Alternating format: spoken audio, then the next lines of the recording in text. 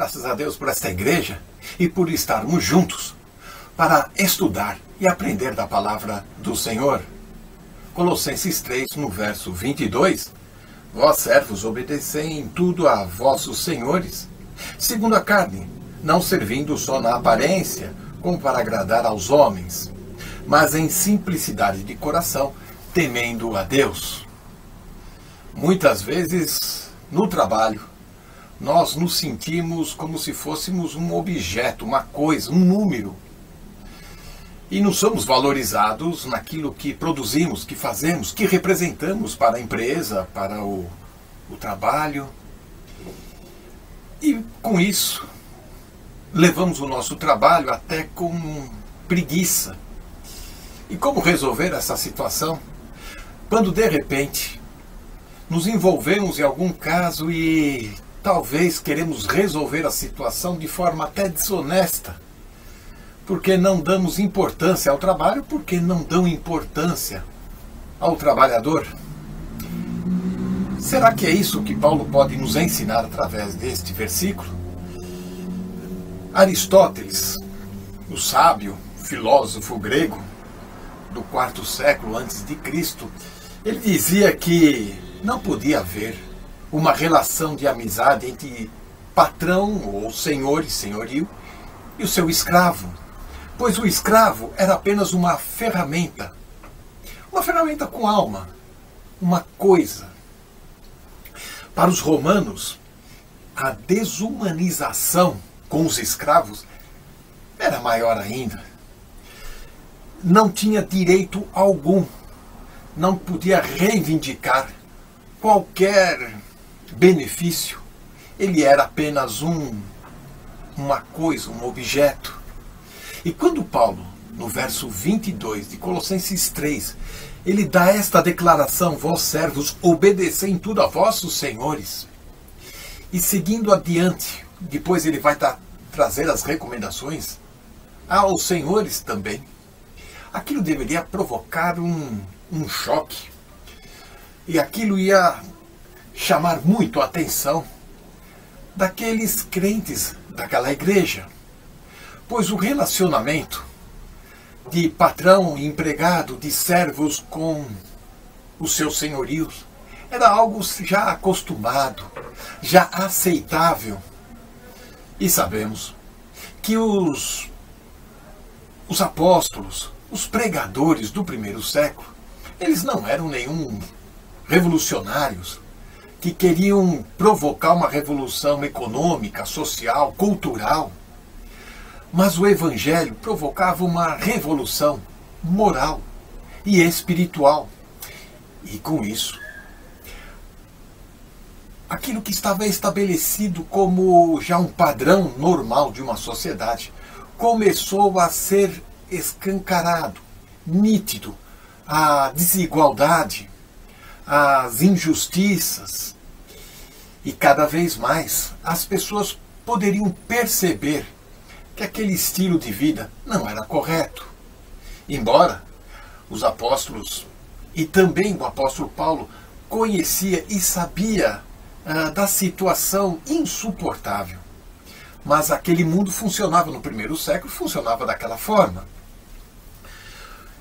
Veja que os textos como Efésios capítulo 6, no verso 5 a 9, Colossenses 3, aqui de 22 em diante, ou mesmo Filémon, no verso 16, 1 Timóteo, no capítulo 6, verso 1 e 2, e poderíamos citar outras passagens que mostram que esta relação de trabalho deveria mostrar responsabilidade, respeito, integridade. E é exatamente este o ponto que está faltando em nossa sociedade hoje em dia. Contudo que nós não temos mais este relacionamento forçoso, desigual, mas muitas vezes, quantos de nós não estamos trabalhando numa área que não é do nosso agrado ou do nosso dom, da nossa habilidade, mas por uma circunstância adversa, por um momento, aceitamos aquele cargo, estamos trabalhando para cumprir com as nossas obrigações, pagar as nossas contas.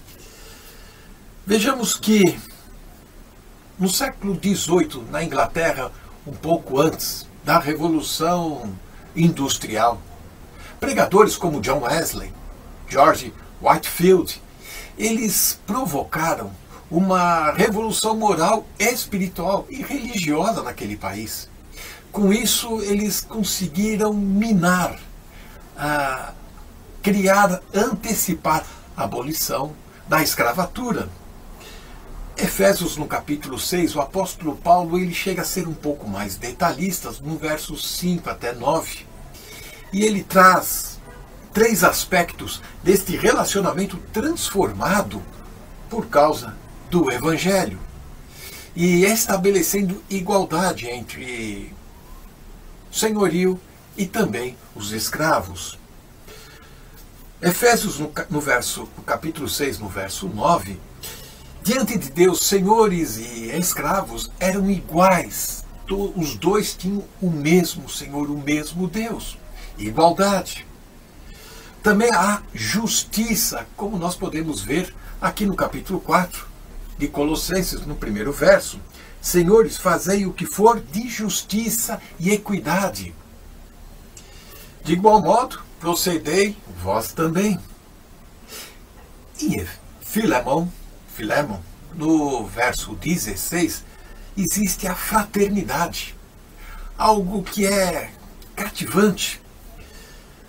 Não já como servo, mas mais do que servo, como irmão caríssimo. Até parece a bandeira da França aqui. Igualdade, justiça, fraternidade, faltou a liberdade. O que podemos aprender deste servos? Obedecei. Este obedecer com temor, com temente a Deus, tem muito a ver mais com a responsabilidade que devemos assumir nas nossas tarefas, nas nossas compromissos que temos, mais do que um terror servil. Servir porque precisamos antes que percamos o emprego ou algo de pior possa nos acontecer. Ser solícito no trato, ser responsável, ser perceptível em tudo aquilo que formos fazer. O cristianismo, ele não pode ser um escape circunstancial. E quantas pessoas procuram a igreja num momento aflitivo de suas vidas? Justo. Mas não podemos fazer do evangelho algo circunstancial para aliviar tão somente. Muitos hoje estão pregando o evangelho social, da igualdade e da justiça. Não foi isso que o apóstolo Paulo ensinou, estabeleceu, pregou, e os apóstolos também. Mas a mensagem do evangelho era o poder de Deus para transformar vidas. E é esta transformação que provoca mudanças. Se provocou mudanças numa sociedade escravagista, pode muito bem trazer mudanças dentro de uma família, ou principalmente para uma pessoa que se encontra em conflitos, perdida, sem rumo na vida. Temente a Deus, mais do que obedecer e ter senso de responsabilidade, integridade, solicitude, temos que fazê-lo de modo reverente, temendo a Deus, não aos homens. Não fazer no sentido de ser notado, mas de simplicidade de coração. O trabalho com realismo, ele não pode ser com duplicidade, com hipocrisia, com fingimento, mas tem que ser um trabalho com gosto, com vontade. Sentir que esse trabalho foi dado por Deus e é uma oportunidade para você aprender e mais ainda, para servir. Estamos aqui para servir. Agir com integridade, com sinceridade. Agora, se você é daqueles que faz a dicotomia, a separação do sagrado para o secular, é hora de rever o seu conceito, porque tudo que devemos fazer é sagrado tudo que nós estamos nos envolvendo é para o Senhor que fazemos. Seja num trabalho braçal, seja num trabalho comum, ou mesmo dentro da igreja, ou trabalhando com as Escrituras. É um trabalho que temos que apresentar diante de Deus, e isso tem que ser feito com sinceridade, tem que ser feito com devoção, com paixão. Muitas vezes o problema da relação trabalhista, do patrão com o empregado, ou do servo com o seu senhorio, ele não é um problema financeiro, um problema qualquer comum. Antes, a raiz desta questão, ela é espiritual e precisa ser tratada como tal. Com essas recomendações, o apóstolo Paulo está combatendo a preguiça no trabalho. Ele está combatendo a desonestidade no trabalho. Ele está combatendo este fingimento, esta segunda intenção que muitas pessoas estão trabalhando para conseguir algo furtivo. E não é deste modo que devemos nos apresentar em nossa conduta, na nossa atitude. Todo o bem que você fizer, já percebeu isso? Voltará para você? Em Efésios, no capítulo 6, no verso 8, sabendo que cada um receberá do Senhor todo o bem que fizer, seja servo, seja livre. Por outro lado, em contrapartida, nós encontramos aqui em Colossenses 3, 25, todo o mal que você fizer voltará para você. Todo agravo que você fizer voltará. Paulo ele coloca bem esta questão, em Gálatas, no capítulo 6, no verso 7. Gálatas diz, aquilo que o homem semear, isso ele vai colher. E nós devemos ter atenção naquilo que estamos semeando. Não podemos trabalhar, fazer um serviço de modo desleixado, na rotina, sem prestar atenção e muito menos sem devoção. Tudo o que fizermos tem que ser para a glória do Senhor. Nós somos cartas vivas e será esta carta que muitos vão ler. E que será que estão lendo de você aí no seu trabalho? Que Deus tenha misericórdia e nos ajude a entendermos este ponto. Amém. É com grande alegria que voltamos sempre ao estudo da Palavra de Deus e particularmente este estudo da Carta aos Colossenses no capítulo 3. Um grande abraço para todos vós, como é sempre nosso apanágio, um grande abraço cheio do amor de Deus e com a oração de que o Senhor, na sua graça, nos possa enriquecer cada vez mais no estudo da sua Palavra. Em Colossenses, no capítulo 3 e versículo 22, nós lemos assim, vamos ler mais uma vez. Vós, servos, obedecei em tudo aos vossos senhores segundo a carne, não servindo só na aparência, como para agradar aos homens, mas em simplicidade de coração, temendo a Deus. Vós, servos, obedecei. Meditemos um pouco hoje na obediência, uma virtude que está muito arredia, infelizmente, muito ignorada, muito maltratada, muito desprezada. Já notei que não são poucos os que ficam incomodados quando se fala em obediência. De tal modo que obedecer até parece pecado. Alguns pegam na obediência com pinças. Parece que a obediência tem picos.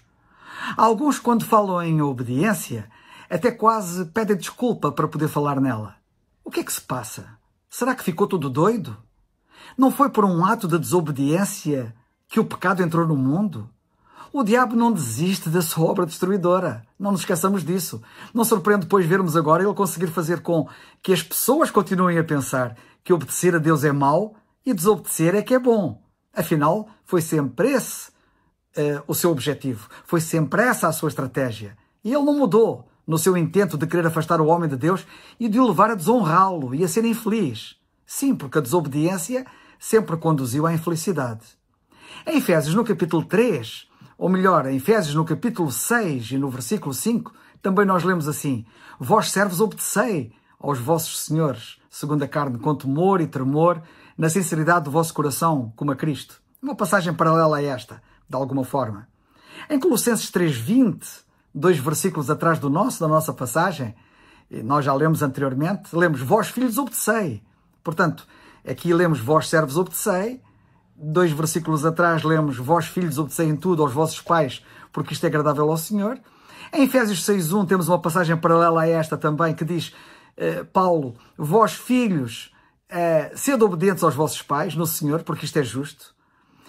Em Tito, no capítulo 3 e no versículo 1, nós temos ali a obediência que devemos às autoridades.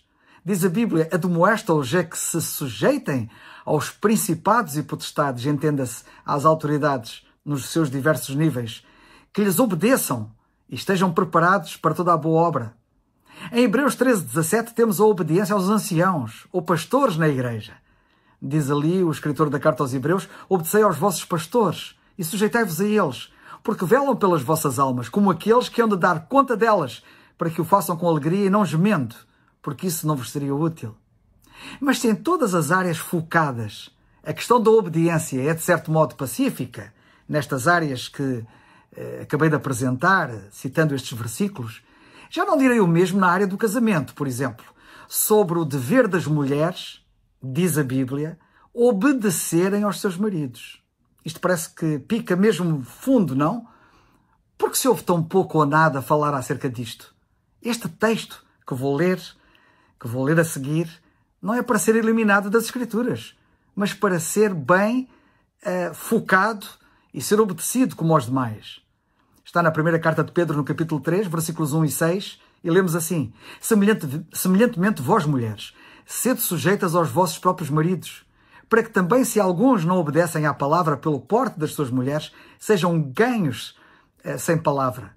Como Sara obedecia a Abrão, chamando-lhe Senhor, da qual vós sois filhas, fazendo o bem e não temendo nenhum espanto. Isto lido corrido, sem os pensamentos parentéticos no meio, leríamos assim: semelhantemente vós, mulheres, sede sujeitas aos vossos próprios maridos, como Sara obedecia a Abrão. Digamos a verdade e não peçamos desculpa por a dizer. Quem tem que pedir desculpa é quem prevarica e desobedece à verdade. Não invertamos, pois, as responsabilidades e os papéis que estão claramente definidos nas Escrituras.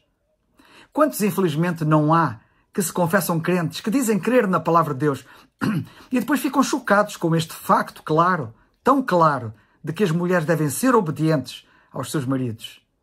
Há que colocar os pontos nos is. Mas por que não obedecer se há tanta bênção na obediência? Vejamos o princípio desta verdade da bênção que há na obediência em Gênesis, no capítulo 22 e versículo 18, logo no princípio da Bíblia. E na tua semente serão benditas todas as nações da terra, porquanto obedeceste à minha voz. Sim, haverá bênção, na tua semente serão benditas todas as nações da terra, porquanto obedeceste à minha voz.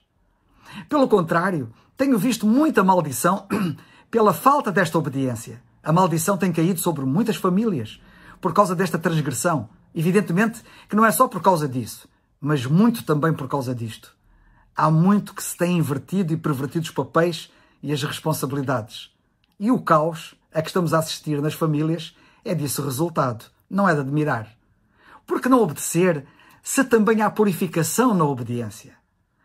Quanto mais puros nós todos seríamos se fôssemos mais obedientes. Pedro diz na primeira carta, no capítulo 1, versículo 22, purificando as vossas almas na obediência à verdade. Sim, na obediência à verdade há purificação na alma, há pureza, para amor fraternal não fingido, amai-vos ardentemente uns aos outros com um coração puro. E por que não obedecer se há prejuízo em não obedecer? As pessoas não imaginam o prejuízo que há na desobediência.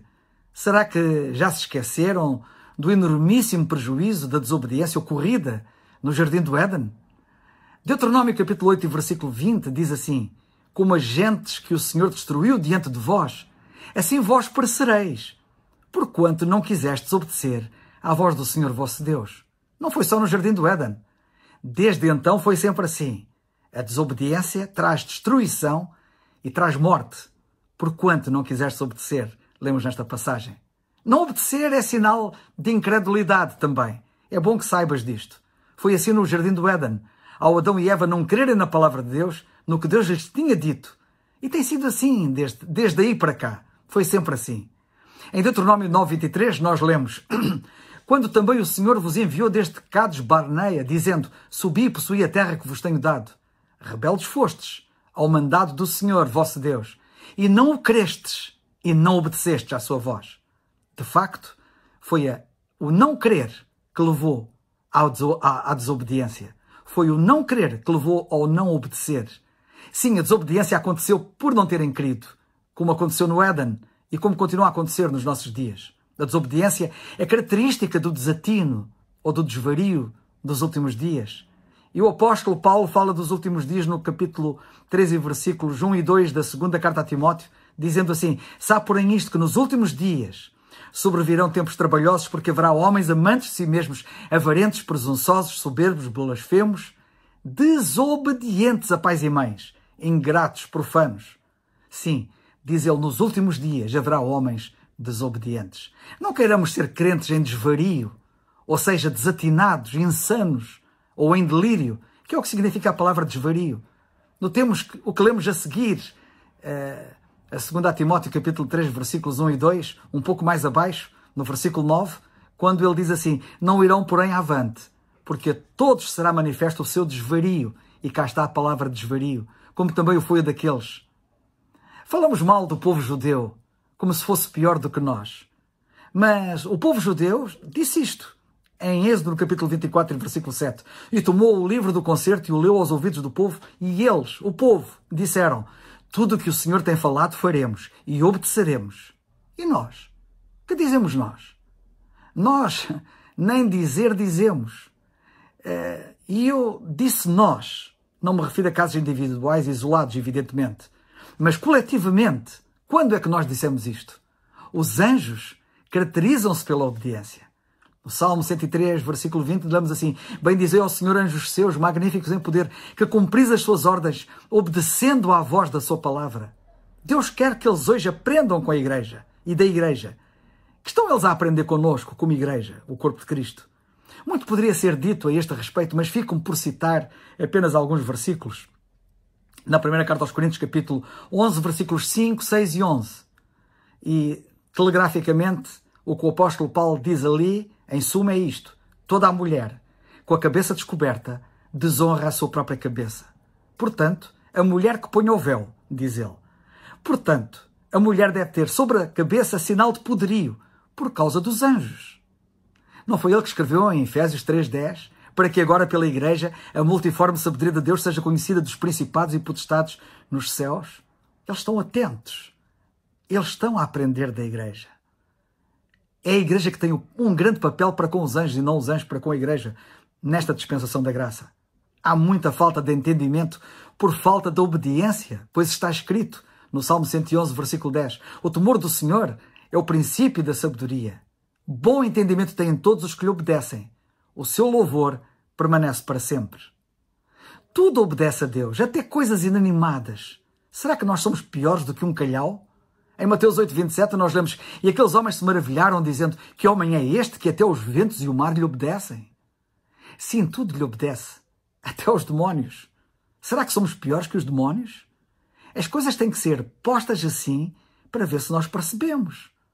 E, neste aspecto, se não tivermos cuidado, seremos piores do que demónios. Em Marcos 1:27 lemos assim: e todos se admiraram a ponto de perguntarem entre si, dizendo: que é isto? Que nova doutrina é esta? Pois com autoridade ordena aos espíritos imundos, e eles, os espíritos imundos, os demónios, lhe obedecem. É curioso nós vermos que nas Escrituras, quem são os companheiros dos desobedientes? Isto assusta. Vamos ver quem são os companheiros dos desobedientes nas Escrituras. Em Atos 17:5 nós lemos assim: mas os judeus desobedientes, movidos de inveja, tomaram consigo alguns homens perversos, de entre os vadios, e, juntando o povo, alvoroçaram a cidade e, assaltando a casa de Jasón, procuravam tirá-los para junto do povo. Os companheiros dos desobedientes são homens perversos. E os vadios? Não nos coloquemos nessa situação tão desonrosa, para dizer o mínimo. A desobediência não é mesmo coisa boa. É importante saber que quem desobedece à verdade obedece à iniquidade, diz a Bíblia. Romanos 2:8 Ali neste versículo o apóstolo Paulo foi muito claro. Mas a indignação e a ira aos que são contenciosos e desobedientes à verdade e obedientes à iniquidade. Quem desobedece à verdade, obedece à iniquidade, ao pecado. Desobediência é sinal de dureza, de endurecimento. Tenhamos cuidado, pois. Receio de alguns que já estejam tão endurecidos que a palavra de Deus na sua pureza já não lhes faça moça, endireitando as suas vidas. Mas leiamos mais, em Atos 19:9. Mas como alguns deles se endurecessem e não obedecessem, e cá está a não obediência por virtude ou por demérito do endurecimento, melhor direi, falando mal do caminho perante a multidão, retirou-se deles e separou os discípulos, disputando todos os dias na escola de um certo tirano. É curioso ver como se... É curioso nós vermos aqui nesta passagem como se quiseres ser verdadeiro discípulo, deves ser separado dessa situação de desobediência. Porque lemos isso, separou os discípulos. A passagem diz assim, eu vou lê-la de novo. Mas como alguns deles se endurecessem e não obedecessem, falando mal do caminho perante a multidão, retirou-se deles e separou os discípulos, disputando todos os dias na escola de um certo tirano. A desobediência é algo que está ligado à nossa velha vida antes de nos convertermos. Não está ligado à nova vida. Romanos 11:30 é muito claro. Porque assim como vós também antigamente fostes desobedientes a Deus, a desobediência é uma característica do antigamente da nossa vida, quando éramos descrentes.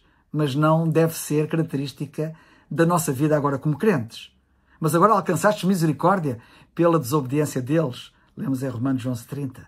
Cortemos, pois, com a velha vida que se caracterizava pela desobediência, que sejamos conhecidos como os crentes romanos, dos quais nós lemos. O apóstolo Paulo diz deles, em Romanos 16:19, quanto à vossa obediência, é ela conhecida de todos. Sejamos caracterizados como eles, da mesma maneira.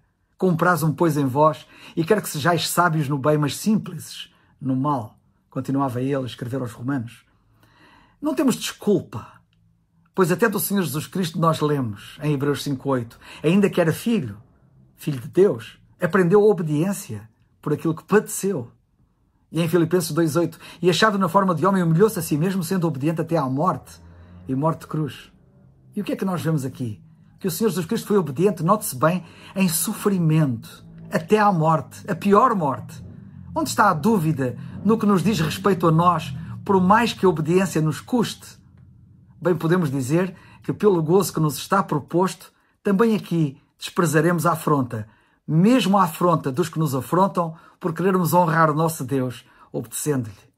Em Hebreus 12:2, lemos assim, olhando para Jesus, autor e consumador da fé, o qual, pelo gozo que lhe estava proposto, suportou a cruz, desprezando a afronta e assentando-se à destra do trono de Deus. Que o Senhor nos abençoe.